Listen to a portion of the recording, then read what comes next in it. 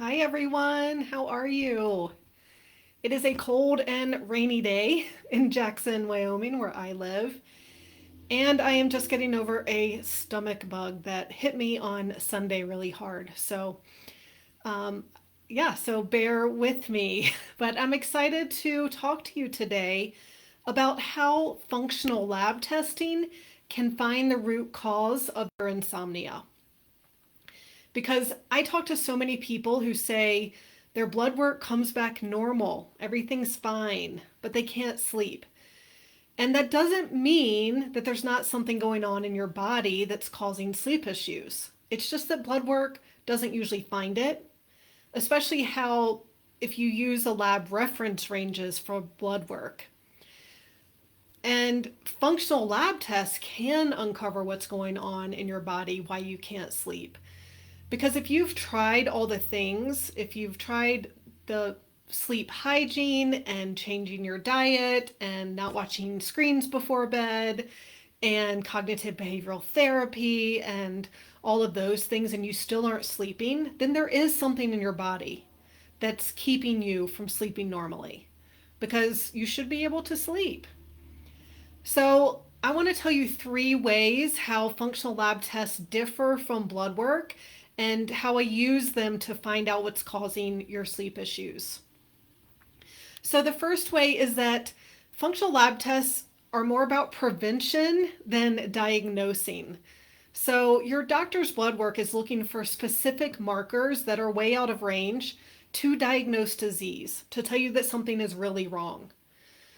Functional lab tests, on the other hand, get their name because they show us how different systems in your body are working. They give us this big picture instead of pinpointing something specifically.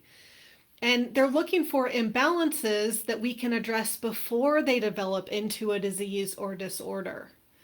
So that's really the key. Is it is a lot about, let's not wait until you have a disease or disorder and then tell you something's wrong and give you a drug to fix it. Let's find out what's out of balance now, what could lead down that path to disease, and work on addressing it now.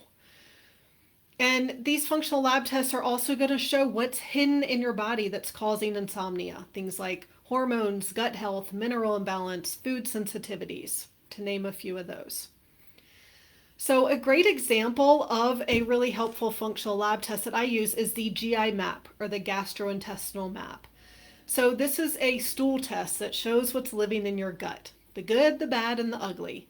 It looks at bacteria, good and bad. It looks at parasites. It looks for yeast, the balance of good to bad.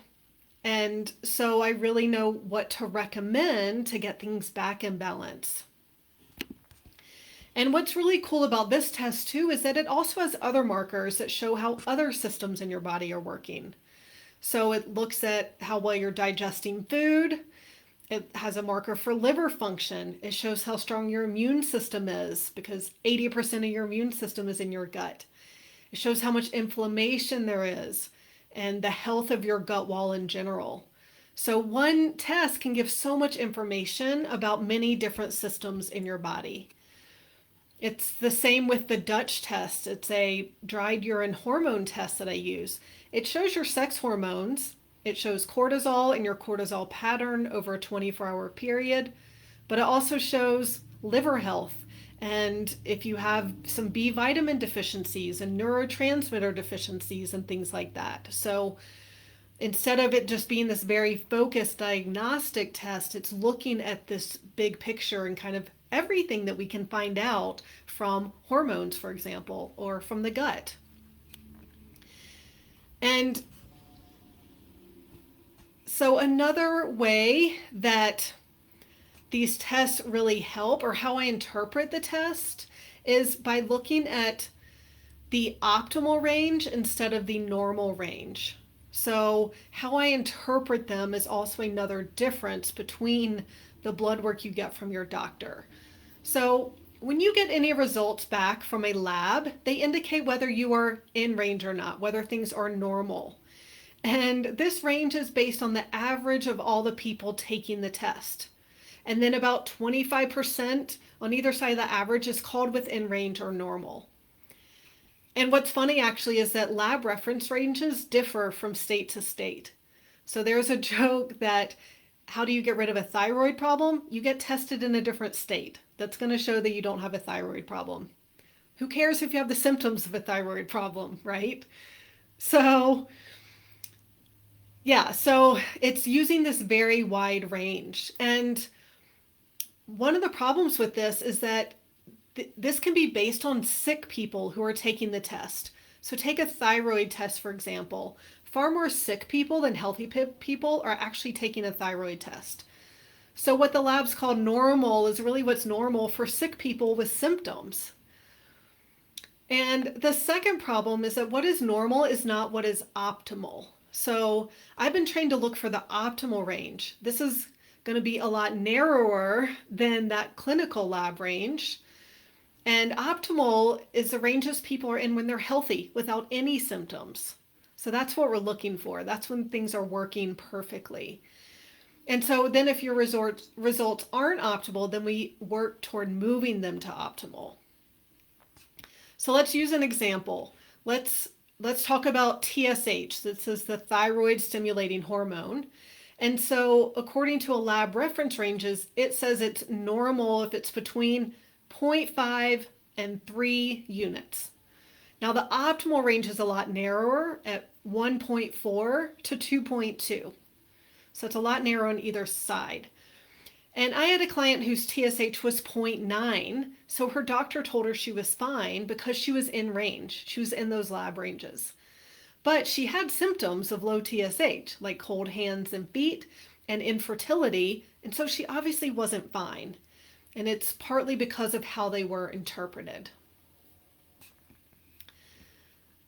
Now, another way that these functional lab tests differ from doctors' blood work is how I deal with the test results. So I'm looking for the root cause and not to give you a band-aid. So let's say that your cortisol levels are high at night, for example. I'm not just going to suggest a supplement to lower cortisol, because that would be putting a band-aid on what's a much bigger problem. I want to know why your cortisol levels are high. And it's usually because of inflammation. And so you actually want cortisol to deal with that inflammation. So suppressing cortisol can make you even worse.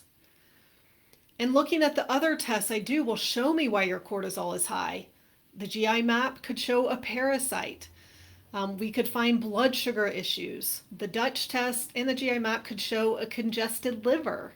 So all of these things can cause high cortisol, and we want to deal with that. We want to deal with what's causing it to really solve that problem long term. So a doctor might just give you something to lower cortisol and suggest retesting, and then the next test when your cortisol levels are normal, he'll say everything's back in balance. But you're probably not going to feel balanced, and you may even feel worse. So we want to use these to get to the root cause and not just cover things up with a band-aid.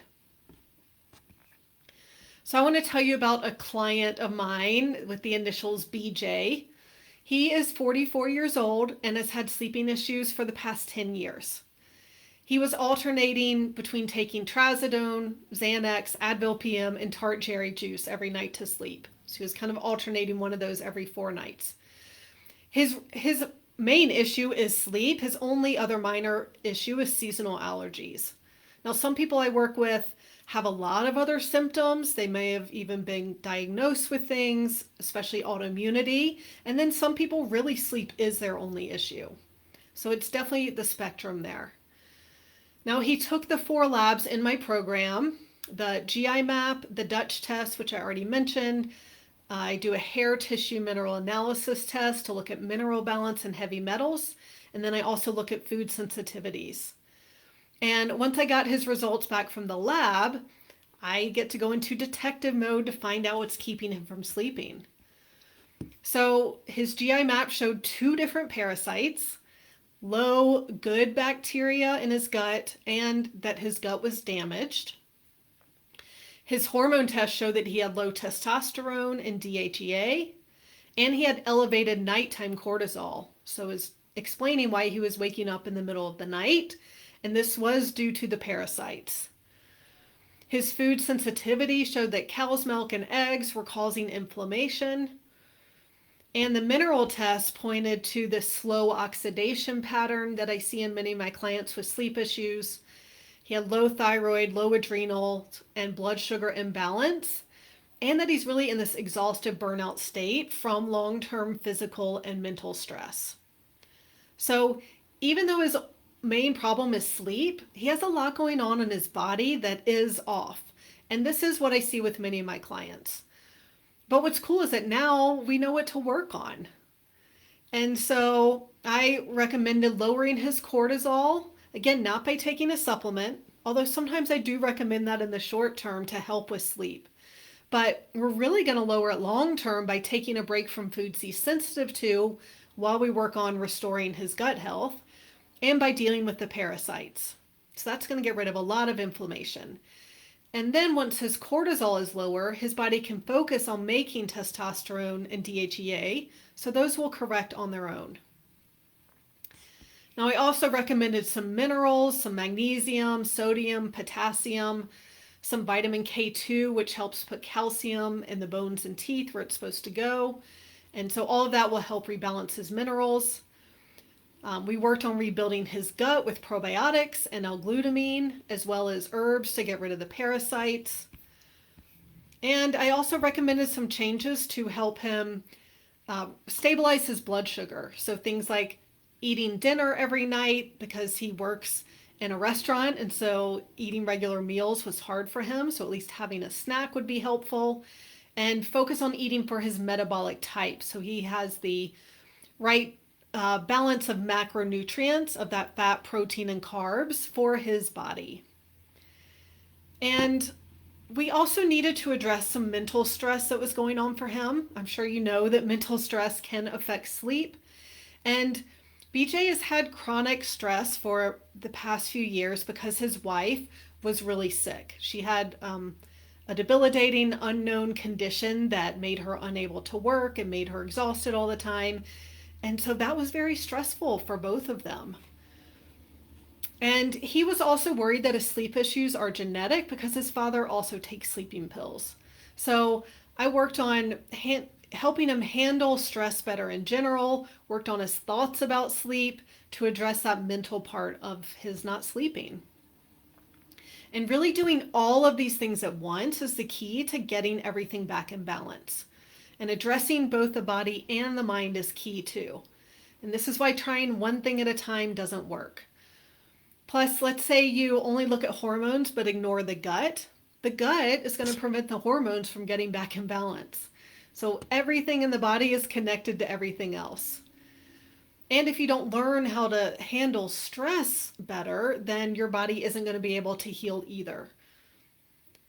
So now, after 6 months of working together, this is what he said. I can fall asleep on a consistent basis without drugs. I can usually fall back asleep when I wake up in the middle of the night. Now I feel much more confident about sleep. It's a huge accomplishment to not need sleeping pills anymore. Yay. So as you saw with BJ, I use the science of lab testing to recommend alternative ways to get your body back in balance. So I suggest supplements, changes to your diet. I look at exercise, stress, and everything in a very holistic way to help you sleep. So this is a perfect marriage of science and complementary medicine. And my goal is to be the last person my clients see about their sleep problems. Your body needs and wants to sleep, and if you aren't, there's something going on that's stopping you. And we can find out what it is and fix it very naturally and permanently. All right. I will talk to you next week. Have a great one, and I wish you a great night's sleep.